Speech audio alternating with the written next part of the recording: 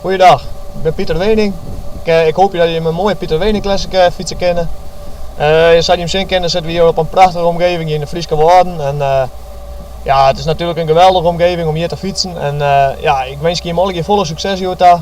En ik hoop dat je hem altijd leuk een beetje kwijt kennen. En nou ja, ik sta hier voor de praatpeel van Praat maar Fries. Ik hoop dat je hem daar ooit nog eens een keer wat van betekenen kennen. Dus ik zou zeggen, praat ik maar Fries. Moet je zien.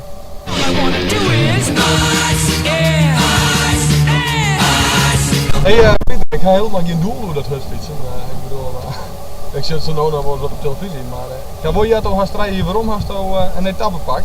Ja. En dat is natuurlijk heel speciaal van het fietsen. Hoeveel pak zit hier?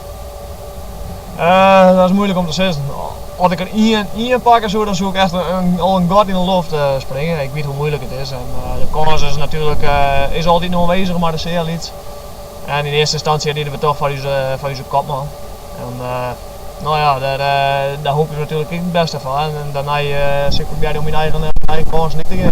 Ja, dus vooral je kopman naar voren brengen en de eigen koers fietsen. Ja, dat is een keer dat je tussen zit niet meer leidt. En ik kreeg de rondte en de vleet, dan zeg ik het zeker naar midden. En wat voor koersen lees je het best? Het Middengebergte. Het midden? Ja, puur de etappes in het Middengebergte.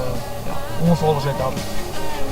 Dat is op die Nou, succes nog verder. Dank u wel.